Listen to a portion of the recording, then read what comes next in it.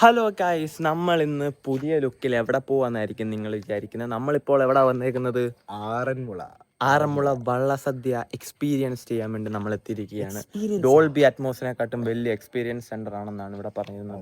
ദൈവമേ കത്തോണേ. ഏകദേശം നമ്മൾ കായംകുളത്തുനിന്ന് നമ്മുടെ സ്വന്തം ഏതറിൽ അവിടെ ഇരിപ്പുണ്ട്, ചെറുക്കാൻ കാണിച്ചു തരാം. സ്വന്തം ഏതറിൽ നമ്മൾ 28-30 കിലോമീറ്ററോളം നമ്മൾ വണ്ടി ഓടിച്ച് ഇവിടെ ആറന്മുളയിൽ നമ്മുടെ രഹസ്യം പറയുകയാണോ? അങ്ങനല്ല, വ്ളോഗ് ഗെയിമിങ്ങിന് ഗൈസ്. ഇവൻ 30 കിലോമീറ്റർ താണ്ടി എവിടെ വന്നു? ആറന്മുളയിലുള്ള വീട്ടിലൂടെ വസതിയിലേക്ക്. വസതിയോ? നമ്മൾ അമ്പലത്തിൽ പോകുമ്പോ ഇങ്ങനെയൊക്കെ വസതിയിലേക്ക് എത്തി. ഇവിടെ വന്ന് പറയില്ല അവസാനം. ഇവിടെ വന്ന് ജീവൻ ജോസഫിനെ ഞാനൊരു ജീവനി നമ്പൂതിരി ആക്കി.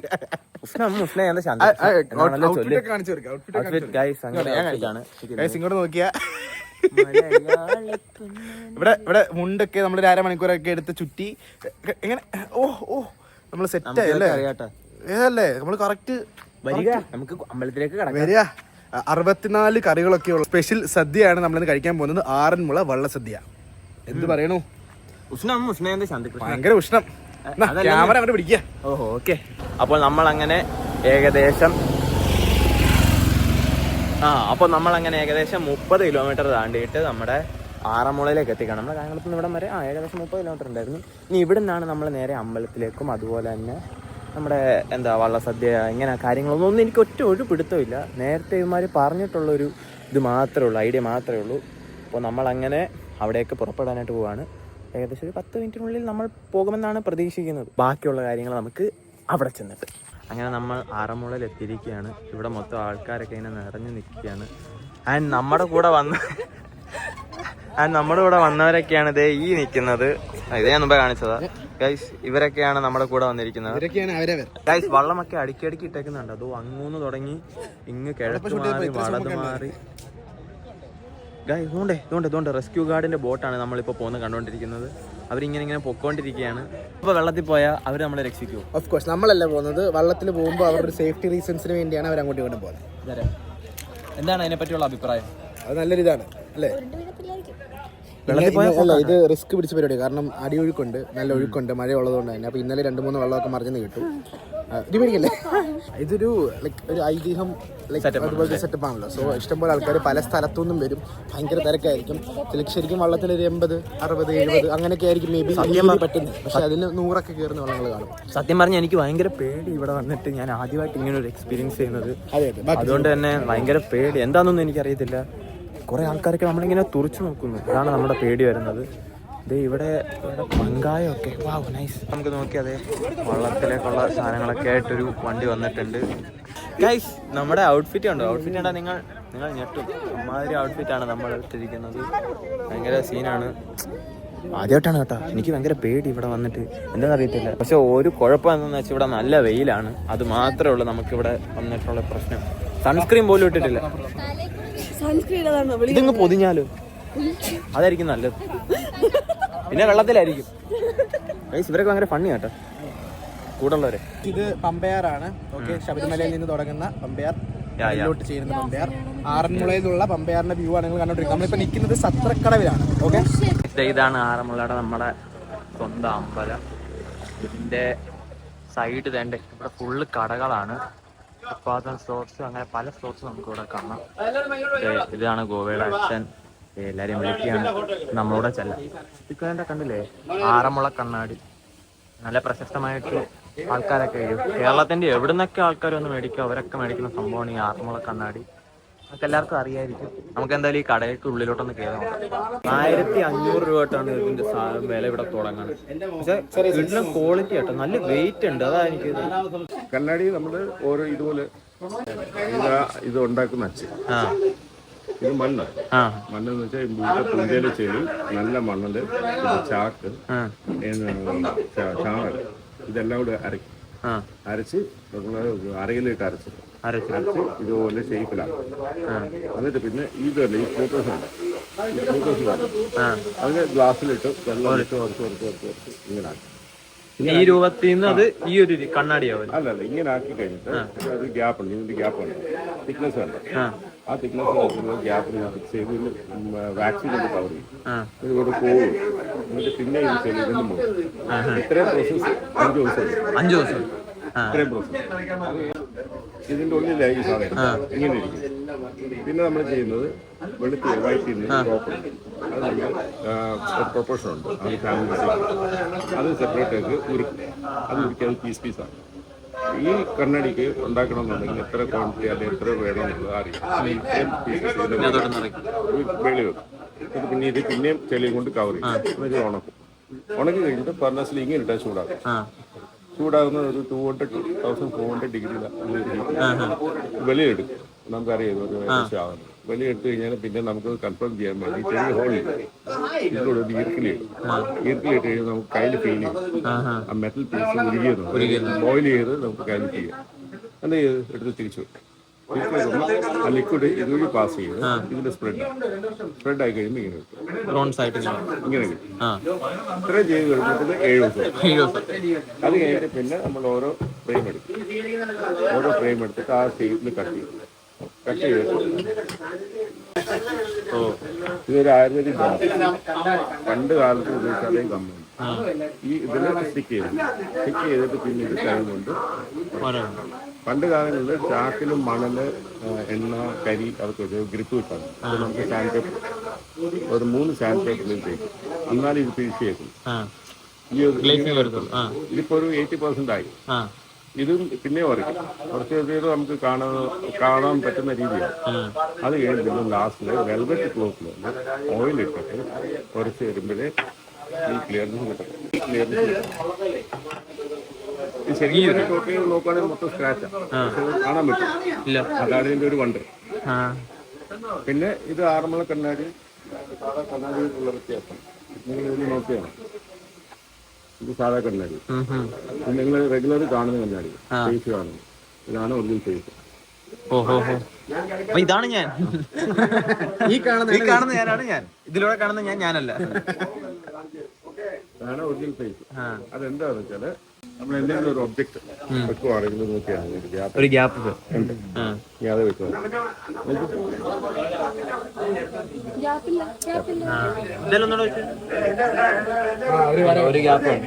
ഈ ഗ്യാപ്പ് എന്ന് പറയുന്നത് കണ്ണടിയുടെ തിക്നെസ്. ലാസ്റ്റിൽ വരെ ഇതാണ് ഞങ്ങളുടെ കാരണം ഉണ്ടാക്കുന്ന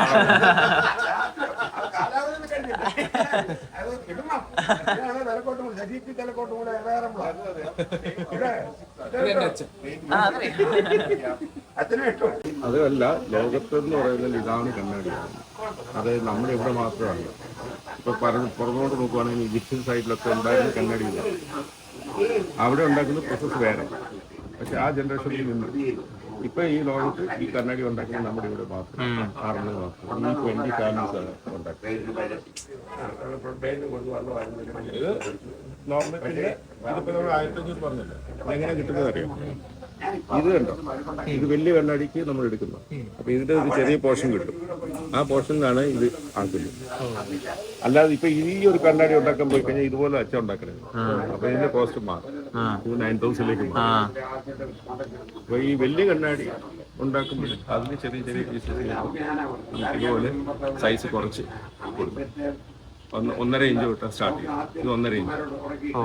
പിന്നെ ഇഞ്ച് കണക്കാകുമ്പോൾ അതായത് 3 ഇഞ്ച് വരെ നമുക്ക് ഒരു 6500 വരെയുണ്ട്. 4 ഇഞ്ചാകുമ്പോൾ 12 തൊട്ട് സ്റ്റാർട്ട് ചെയ്യും. 5 ആകുമ്പോൾ 24 തൊട്ട് സ്റ്റാർട്ട് ചെയ്യും. ഡബിൾ 8. പിന്നെ കണ്ണാടി ചെയ്യുന്നതിന് പ്രോസസ്സും വേറെ. ഇപ്പോൾ ഒരു 7 ഇഞ്ചാണെങ്കിൽ ഇപ്പോൾ നമ്മൾ ഇതിങ്ങനെ അല്ലത്തേക്ക് സാൻഡ് പേപ്പർ ഇങ്ങനെ കണ്ണാടി ഇങ്ങനെ നമുക്ക് അതേ അതാണ് ഒരു 7 ഇഞ്ച് കണ്ണാടി ചെയ്ത് വരണമെന്നുണ്ടെങ്കിൽ ഒരു മിനിമം 2 മാസം 2 മാസം സൂക്ഷിച്ച് നല്ല എക്സ്പേർട്ട് പേഷ്യൻസ് ഉള്ള ആൾ ചെയ്തില്ലെങ്കിൽ കണ്ണാടി നടുവിലേക്ക് പിന്നെ നമ്മൾ കസ്റ്റമൈസ് ചെയ്ത് കൊടുക്കുന്നുണ്ട്.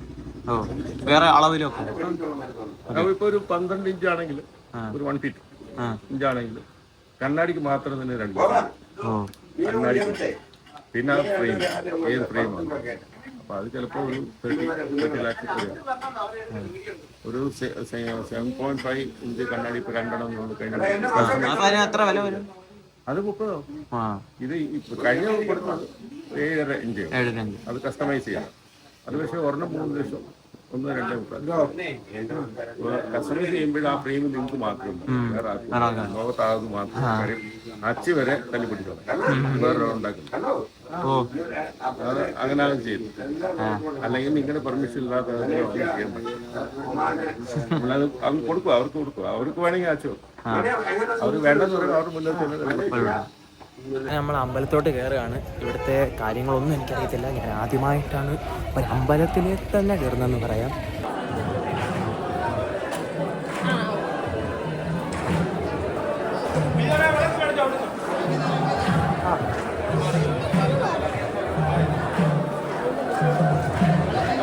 ഇപ്പം അമ്പലത്തിന് പ്രദക്ഷിണം വെച്ച് വള്ളത്തിൽ വന്നിട്ട് പ്രദക്ഷിണം വെച്ചിട്ട് ഇവിടെ സമർപ്പിക്കുന്ന പരിപാടിയാണ് ഇപ്പോൾ കാണാൻ പറ്റും. ഇപ്പോൾ കണ്ടോ, ഇപ്പം കണ്ടോ ഓരോരോ ആൾക്കാർ ഇങ്ങനെ വരുന്നതാണ്. വരിവരിയായിട്ട് എല്ലാവരും വന്നിട്ടുണ്ട്. കണ്ടോ, നമ്മളിപ്പോൾ ഇരിക്കുന്ന ആർമ്മമ്പലത്തിലാണ്. ബാക്കിൽ കണ്ടോ ആൾക്കാർ ഇരിക്കുന്നുണ്ടോ. ഇവരിപ്പം വള്ളത്തിൽ വന്നിട്ട് ഈ പറയുന്ന പോലെ ഇപ്പം വഞ്ചിപ്പാട്ട് പാടി കേൾപ്പിക്കും. കണ്ടോ,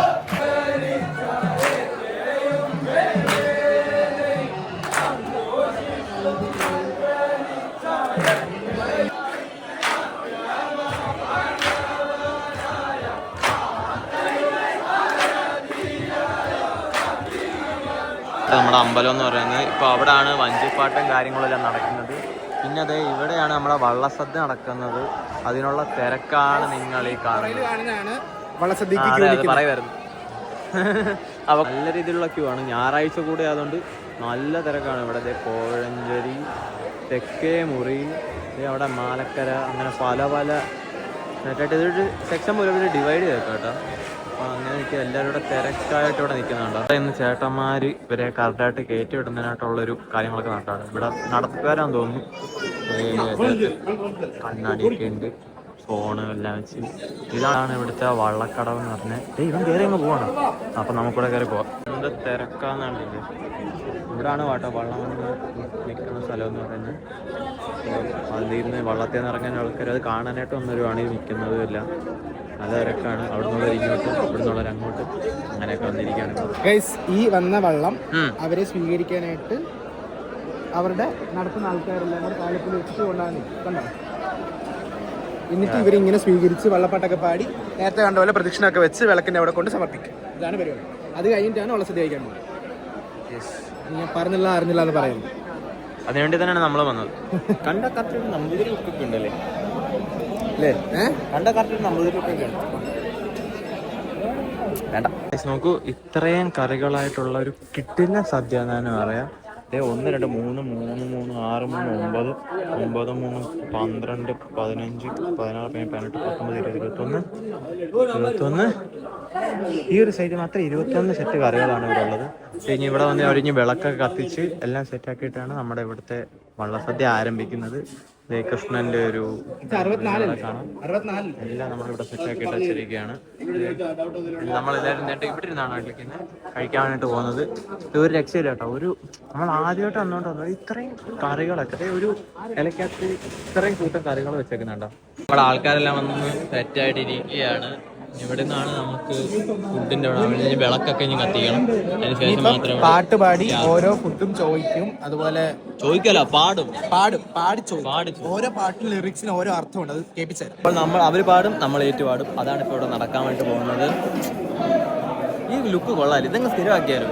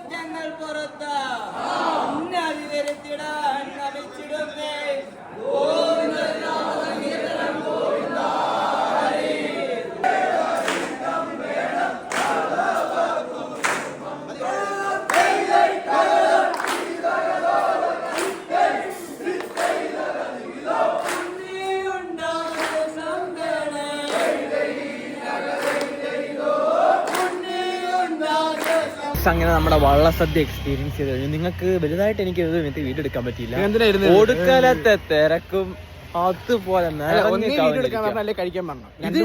കോൺസെൻട്രേഷൻ പോകുന്നു. കാരണം ആൾക്ക് അവരടുത്ത പാട്ട് പാടി സംഭവം പെട്ടെന്ന് കൊണ്ടുവരിക. സാമ്പാർ ആകുമ്പോഴത്തേക്ക് പരിപ്പ് കഴിഞ്ഞു. അത് ഭയങ്കര സ്പീഡില്. അപ്പൊ നമ്മള് വീഡിയോ എടുക്കാൻ പോണോ, അയ്യോ കഴിക്കണം, അതുകൊണ്ട് ഇവിടെ ഇപ്പൊ വിളമ്പുമല്ലോ, ഇങ്ങനെ പറഞ്ഞുകൊണ്ടിരിക്കുക. പക്ഷെ കിടിലൻ എന്ന് വെച്ചാ കിടിലൻ. വൺസ് ഇൻ എ ലൈഫ് നിങ്ങൾ എക്സ്പീരിയൻസ് ചെയ്യേണ്ട ഒരു കിടിലൻ എന്ന് വെച്ചാൽ കിടിലൻ. കോബി താങ്ക് യു കൈ എന്തേ. ഗൈസ് വേറൊരു കാര്യം, നമുക്ക് ഇത് കഴിക്കണമെങ്കിലുള്ള മെത്തേഡ് ഞാൻ പറഞ്ഞുതരാം. ഒന്നി നിങ്ങൾ ആറന്മുളക്കാരുമായിട്ട് ആരെങ്കിലുമായിട്ട് കണക്ഷൻ ഉണ്ടായിരിക്കണം, ആറന്മുള താമസിക്കുന്നവർ ആരുമായിട്ട്, ഞാനല്ല ആരെങ്കിലും ഒക്കെ ആയിട്ട്. പിന്നെ രണ്ടാമത്തെ കാര്യം എന്ന് പറയുന്നത് എന്നാലേ പാസ് കിട്ടത്തുള്ളൂ. രണ്ടാമത്തെ കാര്യം വള്ളത്തിൽ പോകണം. അല്ലെങ്കിൽ മൂന്നാമത്തെ കാര്യം നിങ്ങളുടെ ബന്ധുക്കളോ റിലേറ്റീവ്സോ ഫ്രണ്ട്സോ ആരെങ്കിലും ഇത് നടത്തണം. അപ്പോൾ ഈ പറഞ്ഞ 150, 200 പാസ് അതൊക്കെ ആയിരിക്കും മിക്കവാറും എല്ലാ ടീംസിനെയും കിട്ടുന്നത്. അപ്പോൾ ആ 200 പാസ് സ്പ്ലിറ്റ് ചെയ്ത് നിങ്ങളുടെ കയ്യിലോട്ട് ആരെങ്കിലൂടെ നിങ്ങളുടെ എത്തും. എന്നാൽ മാത്രമേ ഈ സാധനം കഴിക്കാൻ പറ്റുള്ളൂ. പൈസ കൊടുത്തിട്ട് കയറായിരുന്നു, പക്ഷേ അത് കഴിഞ്ഞ ദിവസം തൊട്ട് കംപ്ലീറ്റ്ലി ദിവസം ബോർഡ് ഇത് ക്ലോസ് ചെയ്തു. പൈസ കൊടുത്തിട്ട് നമുക്ക് ഇന്നോട്ട് പാസ് മേടിച്ച് ഫുഡ് കഴിക്കാൻ പറ്റില്ല. കൂട്ടുകാരുള്ളതായിരിക്കും നല്ലത്. വെള്ളത്തിൽ പോകാന്ന് പറഞ്ഞാൽ വള്ളത്തിൽ പോകും, വെള്ളത്തിൽ പോകും നമ്മൾ. അങ്ങനെയൊക്കെ കുറെ പ്രശ്നങ്ങളൊക്കെ ഉണ്ട്. അപ്പോൾ നമ്മളത് കഴിച്ചു കഴിഞ്ഞു. നിങ്ങൾ പറ്റുന്ന രീതി ഞാൻ കാണിച്ചിട്ടുണ്ട്. ഓഹ് മാൻ, ഇസ് വേറെ ലെവൽ. വയറ് മനസ്സ് എല്ലാം നിറഞ്ഞ ഒരു കിട്ടില്ല പരിപാടി അല്ലേ? ഭയങ്കര ഒരു ഫീൽ ഇല്ല. നിങ്ങളെല്ലാ വർഷം വരും? നാട്ടിലുള്ള സമയത്തെല്ലാം വരും. ഒരു സാറ്റിസ്ഫാക്ഷൻ ഫീൽ. കഴിച്ചു കഴിഞ്ഞപ്പം തൃപ്തി. ഇനി പോയി കിടന്ന് ഉറങ്ങിയാൽ മതി. ഇല്ല നമ്മൾ കറങ്ങാൻ പോവാ. അത് ഈ ബ്ലോഗിലില്ല. അതുകൊണ്ടുണ്ട്. അത് നിങ്ങൾക്കൊരു സർപ്രൈസ് ഉണ്ട്. ഞാൻ ആറന്മുള മാത്രമായിട്ടല്ല വന്നേക്കുന്നത്. ദൈവം സഹായിച്ച് നമുക്ക് എവിടെ പോകുന്നത്? നമ്മളൊരു ഹിഡൻ വാട്ടർഫോൾസ്. ആർക്കും അറിയത്തില്ല കേട്ടോ. അങ്ങനെ നമ്മുടെ വള്ളസദ്യയൊക്കെ കഴിഞ്ഞ് നമ്മൾ നേരെ അരുവിക്കുഴി വാട്ടർഫോൾസിലേക്ക് പോവാണ്. ഇതാണ് നമ്മുടെ കൂടെയുള്ള പടകൾ. എല്ലാവരും ഇവിടെ നിന്നാണ് നമ്മൾ ഫുഡ് കഴിച്ചത്. എന്തോ ഓഡിറ്റോറിയം, സംതിങ് ലൈക്ക് അങ്ങനെ എന്തോ പറയുന്ന ഒരു ഓഡിറ്റോറിയത്തിലായിരുന്നു. ആൻഡ് നമ്മളിപ്പോൾ എവിടെയാണ് പോണത്? അരുവിക്കുഴി. വെറും അരുവിക്കുഴി അല്ല, അരുവിക്കുഴി വാട്ടർഫോൾസിലാണ്.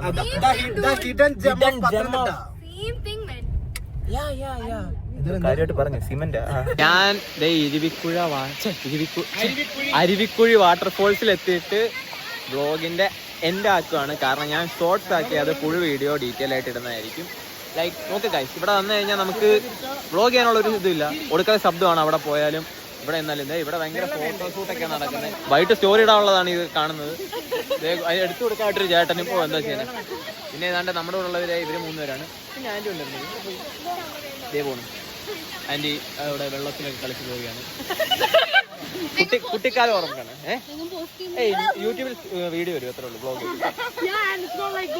അപ്പോൾ ഞാൻ ഇത് ഷോർട്സ് ആയിട്ടായിരിക്കും എൻ്റെ വീഡിയോ ഇടുന്നത്. കാരണം മറ്റേ ഉൾക്കൊള്ളിക്കാനുള്ള ഒരു സ്പേസും കാര്യങ്ങളില്ല. പിന്നെ ഒടുക്കത്തെ ശബ്ദമാണ്. അപ്പോൾ നമ്മൾ വോയിസ് ഓവർ ഒക്കെ ചെയ്ത് നമുക്ക് കിറിയിരിക്കും. അപ്പോൾ നമ്മൾ എന്ത് ഇവിടെ ഒന്ന് കാണിച്ചെന്ന് പോലും എനിക്കറിയത്തില്ല. പിന്നെ നല്ല തിരക്കുണ്ട് കേട്ടോ. നമ്മൾ ഹിഡൻ സ്പോട്ട് സൺഡേയും കൂടെ ആയതുകൊണ്ട് ഭയങ്കര ഹിഡൻ സ്പോട്ട് ആയിരുന്നു. ഇപ്പോൾ എല്ലാവരും കണ്ടുപിടിച്ചു.